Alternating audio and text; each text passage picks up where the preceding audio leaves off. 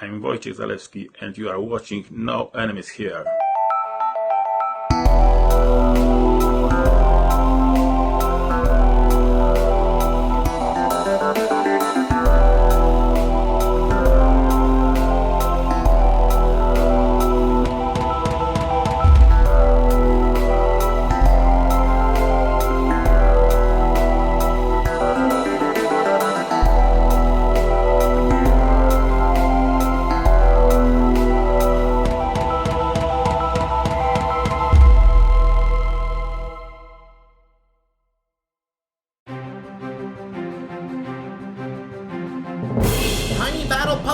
Yeah magazine number 12 is out with the game MacArthur's Defeat. GMT, The Last 100 Yards, a game designed by Mike Dennison. And what you get with this game are 6 double-sided geomorphic cardstock maps, rulebook, play booklet, 2 sheets of counters, 2 sheets of 3/4 inch counters, the other ones were 9/16 of an inch counters, 4 mission cards, 2 identical combat terrain cards, a game turn track, and 4 10-sided dice. Complexity is medium and solitaire suitability is medium-low. Compass Games, No Peace Without Spain. The War of the Spanish Succession, 1702-13, game designed by Don Hendon. Tiny Battle Publishing, The Devils to Pay, The First Day at Gettysburg. This is a game designed by Herman Lutman. And what you get with The Devils to Pay, by the way, this is Tiny Battle Publishing's first game with a box and a lid. The game comes with a 17 by 22 inch map, and people, not just any map, a Rick Barber map. 176 counters, 3 player aid cards, 3 6-sided dice, 1 full color rulebook, and a box. Revolution Games, Poland Defiant, The German Invasion, September 1939, a game designed by Stefan Ekstrom, developed by Roger Miller. The map is by Joe Yost. And what you get with this game is 1 22 by 34 inch map, a full counter sheet, 1 rulebook, 1 player aid, and a Ziploc bag. GMTN Red Storm, The Air War over Central Germany, 1987. This is a game designed by Douglas Bush on the system of Lee Birmingham Wood. And what you get with this game are 2 22 by 34 inch maps, 1,260 die-cut counters, a rulebook, a scenario book, 4 full color player aid cards, 2 10-sided dice, NATO and Warsaw Pact log sheet. This game's complexity is high and low for solitaire suitability. Tank Duel, Enemy in the Crosshairs, a game designed by Mike Bertuccelli. And what you get with this game are 220 cards, 16 full color mounted tank boards, 8.5 by 11, 2 full color 5/8 inch counter sheets, half sheet of 1 inch rounded counters, a rule book, a scenario book, 8 player aid cards. Complexity is medium low, solitaire suitability is sky high.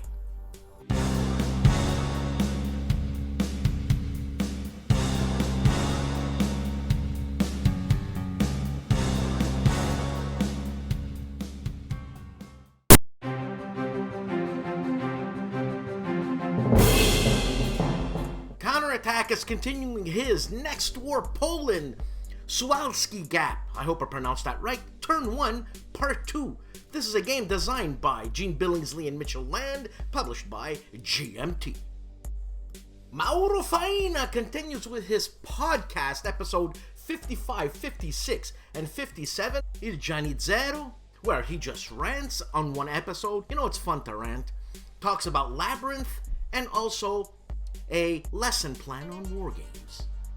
Dave, the self-described punker of war games, Centurions Review. Hey guys, Dave here. Welcome to Centurions Review, the punk rock band of war game review institutions. On our website this week, we'll be reviewing All Things Zombie from Lock and Load. It's a game from about 10 years ago. It's a zombie game that uses war game mechanics. It's a lot of fun. I think you guys will really like it. On our YouTube channel, we're going to be doing a first look at Steve Jackson's Melee.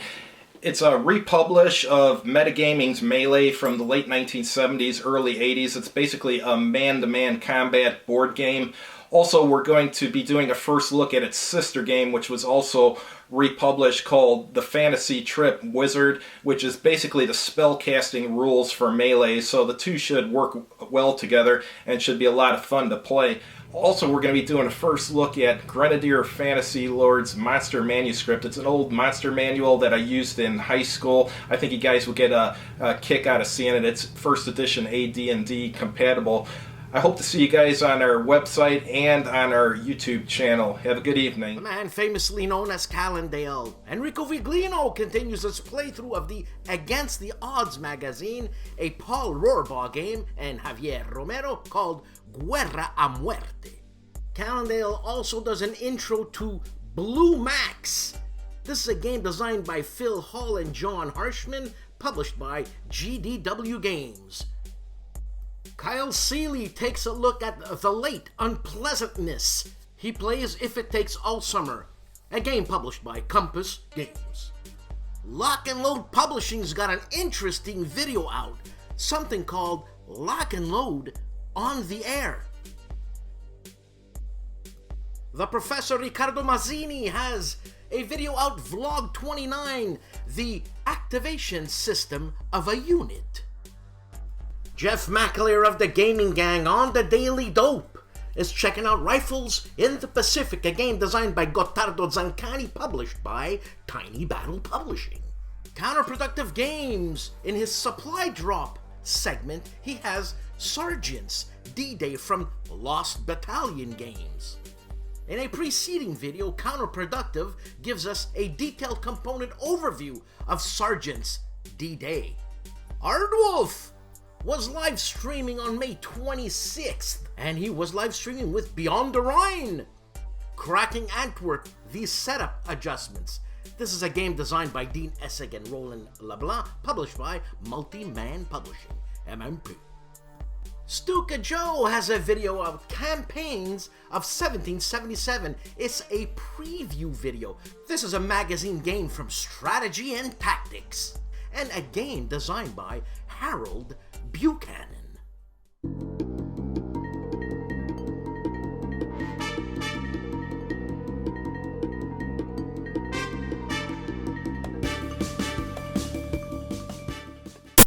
BLASTPOP is giving us a little preview. Omaha Beachhead, Battle for the Bocage, a game designed by Joseph Balkowski, published by Victory Games in 1987. BLASTPOP is also checking out No Peace Without Spain, The War of the Spanish Succession 1702 to 1713, a game designed by Don Herndon and Neil Randon, published by Compass Games. Counterproductive Games and his Supply Drop segment, he's checking out Crossing the Line Aachen 1944 by Führer Teutonic, or Teutonicus Games. Bare Bones Wargaming is at it again with Israeli Air Force Leader, a game designed and published by Dan the Cherub Verson. The chief of Bonding with Board Games, Bart Bruncheon, is back from Ireland and Scotland, must have been tough, and he's unboxing U-Boat, the board game from Phalanx Games. Gimpy of the Gimpy Gamers got a slew of videos out. Nations at War Boot Camp, Close Air Support, Leaders, and Bridge Demolition.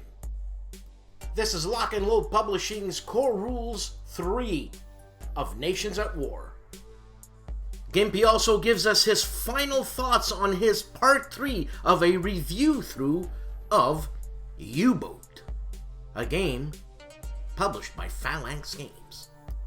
Tough guy AJ Toynbee of Hexes and Soldiers is doing a preview of a Waterloo custom scenario for Command and Colors Napoleonic. Mo of Mo's Game Table is unboxing Anthony and Cleopatra from Hollenspiel Games. Mo is also unboxing 1950, The Forgotten War. This is a procedural combat series game by CSL. Players Aid are doing an unboxing of Red Alert from Plastic Soldier Games. Actually, from Plastic Soldier Company Games. And this is a game designed by Richard Borg. They also review Tango Down from Tiny Battle Publishing. Edward from Heavy Cardboard was doing a playthrough and teaching of Time of Crisis, the Roman Empire in Turmoil, 235 to 284 AD, a game designed by Ray Farrell and Brad Johnson, published by GMT. The OG is previewing World at War 85, the Kickstarter edition, by Lock and Load Publishing. Compass Games and John Krantz has a new video out, Compass Games Live, episode 25.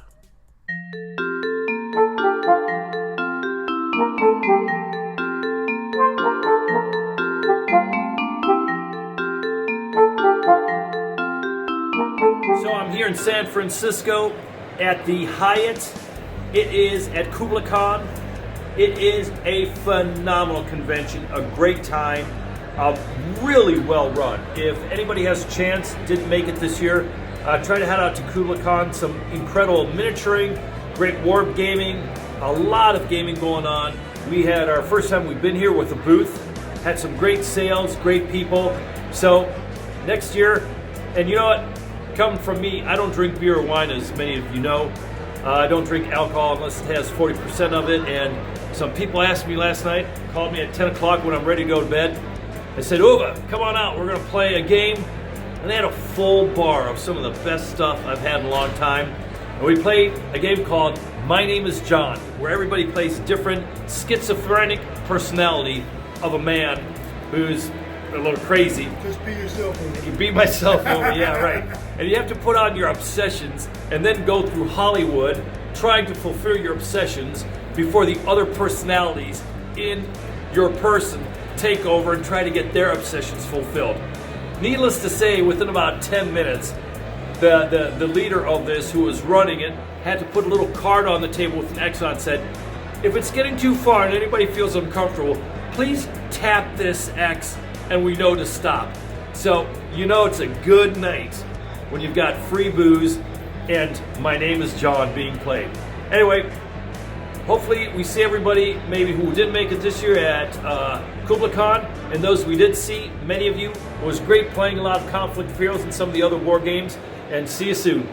I thought I was done talking, but I've got to just give Duce a little more screen time here. As you can see, there's gaming going on everywhere. And usually everything is just filled to the gills. It's around 10 or 11 o'clock at night right now. We just got back from I Love Sushi. Was that the place of the bar place? I think so, yeah. And Pat, for the first time, had unfiltered sake, which was pretty awesome. Well, I thought it was awesome. How'd you like it, Pat? Oh, it was good for me. Yeah, it's good for you. You know, anything with it's just like wine. It's 30 proof, but you put a bottle of that in you after a long day of selling. So anyway, again, playing Conflict of Heroes. We've got here the Kubla Khan at the Hyatt, and then it's also at the Marriott. So hope to see many of you pretty soon. I wonder how much a problem they have of people jumping off these things. I don't know. You don't think, I bet you they wouldn't leave them like this if people were jumping all the time. I can tell it's late at night. Sorry for being morbid. Hey, Duce, have a great one, and peace out for no enemies here.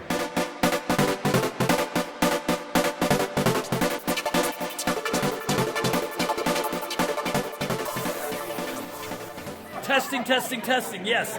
It's Uwe here with For No Enemies here, and I've got Mario here, and Mario has one kick-ass. What is this, by the way? This is an Necromunda table. Wow, I'm going to switch the camera here. We're going to do some high-tech video editing.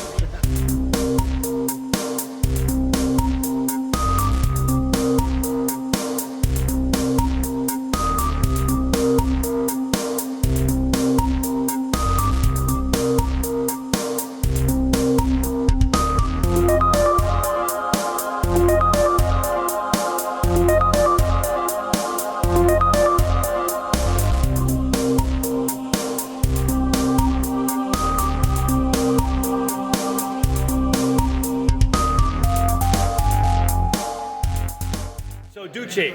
I'm very sorry. I was supposed to be taking videos all the time here at Kubla Khan in San Francisco, California. So it is now Sunday night. I've had a little too much sake at the sushi place across the road. Excellent. And hanging out here, getting some good pictures. So Mario, thanks a lot, man. No problem. And for No Enemies here, talk to you later.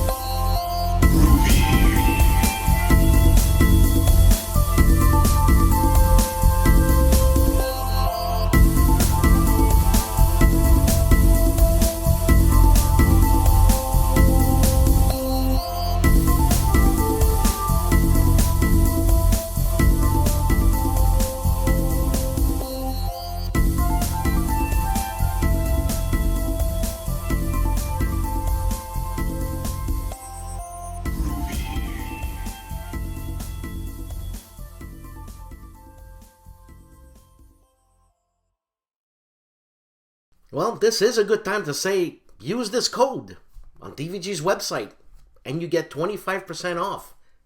DVG anything. Well, nobody guessed the restaurant that we went to, Herman and I. It was actually Hungarian. Hey? He's German, I'm Italian. You know, it's all about taking over. Anyways. So you know what? Another question. This time, easier. You can research it and, you know, get the answer. Now, the game Dawn of the Zeds. Z. What does that stand for?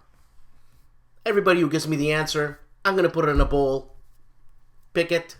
The winner. Herman signs the name personally. And you get the game. What a guy, Herman. What a guy.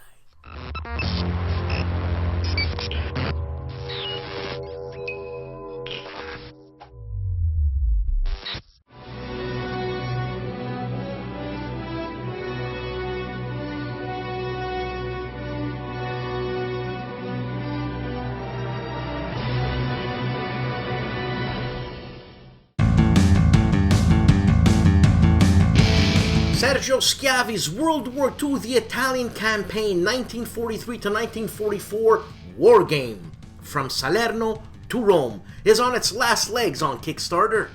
And what you get with this game are 2 maps of standard size, and each hex represents approximately 5 kilometers of real terrain. The counters represent brigades, regiments, battalions, or groups of 15 to 30 tanks. The time scale is 1 turn equals 1 month. This is a 2-player game. Playing time is 2 hours for the shortest scenario and 6 to 12 hours for the entire campaign. Complexity is 3 out of 5. Solitaire suitability 2.5 out of 5. Consim World Expo 2019 featuring Monster Game Con 19, June 22nd to June 29th, 2019 in Tempe, Arizona. I know who's gonna be there? Ha!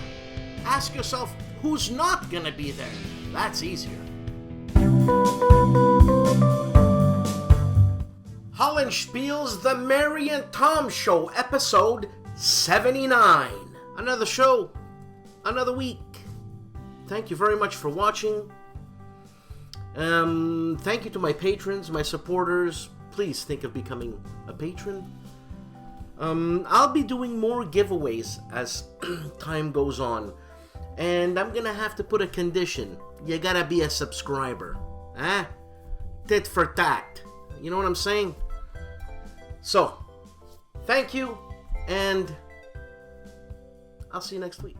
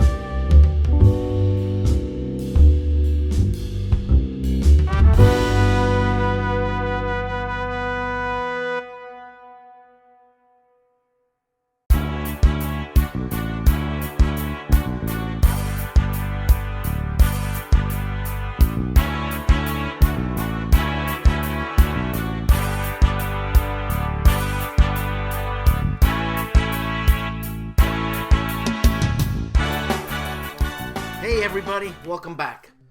Did you notice little Nubblewerfer, Uva? Did you notice his eyes before you said you had a couple of shots of sake? Oh man. Anyways, you've probably seen some announcement on Facebook by Lock and Load doing On the Air. The show is going to be called On the Air. Let me tell you how this is happening, how it happened. David got in touch with me, and he wants me to be the host, because I got a big mouth, of On the Air. And also do some interviews and stuff, you know. A little bit different than what I do on the show here. And anyways, he calls me up and he says, Dan, you want to do this? And I'm like, you know, like I'm not busy enough. But then he tells me who's part of this. There's Morris Fitzgerald, there's Nate, Gimpy, Devin, the OG, and Derek Case, Single-Handed Warfare. Like, I'm gonna say no to that. You know what I'm saying? We're trying something. We're working things out. And it should be a lot of fun. It should be really interesting. You know, there's a good chance I'm gonna be at WBC, June 22nd to 28th, or 20th to 28th.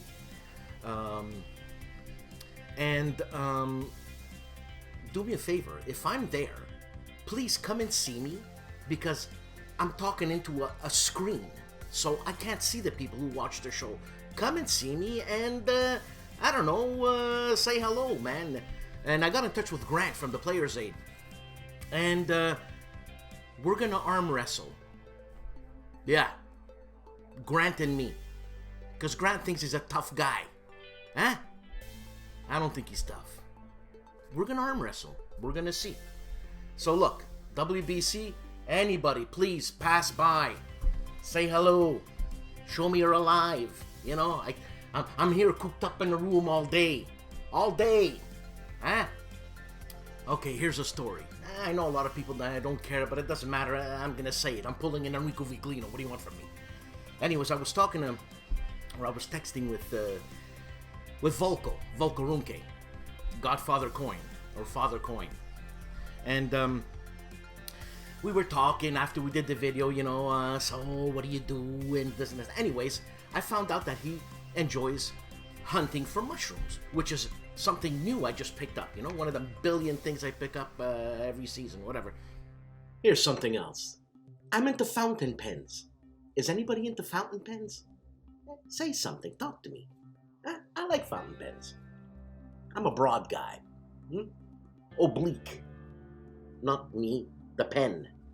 Well, I am broad and oblique, but whatever. It was a slip. You see how many times I skip from one subject to another? You know, because I'm watching this, I'm editing, so I insert stuff, like right now. That's ADD.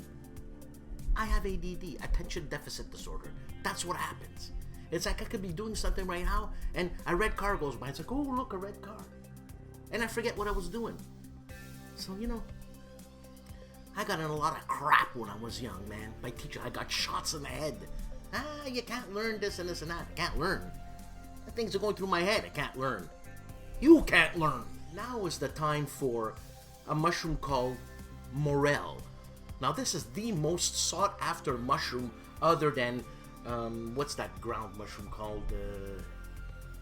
Truffles. I had to look it up on the Google. Anyways, so my girlfriend and I, we go to my friend's farm. He's got 150 acres, cows, and he's got the perfect setting for morels, which are dead and decaying apple trees. You gotta have a few alive, but you gotta be dead. Anyways, we're walking in the forest, and you know, they say if you find a morel patch, you know, you probably don't have enough for supper, but you know, it's wicked. Anyways, I'm walking, and I see my first morel. My girlfriend shouts, "Daddy, oh my God!" And she's about 50 feet away from me. We're in a patch of morels, like everywhere. So, what does a morel look like? Well, I have one here, as a matter of fact. This is a morel. Yeah, I know it looks weird. Empty inside, you know. It's, look, the size of my hand, which actually is a pretty big morel. And, we picked a kilo of them. I know Volko is a mushroom hunter. See what I mean? I said that before. Volko likes to go mushroom hunting. It's not that I think you guys are stupid. It's me. It's me. I forget things. Oh, look, a red car. And he says that, and he was name dropping here. You know, when he was in Germany, he used to pick morels, and in France, and in Spain. Yeah. Whatever. And so, what does this mushroom go for? This one I'm holding in my hand. One mushroom. I'd say probably about $7. And what does it taste like? It tastes like steak. What can I tell you? Volko, eat your heart out.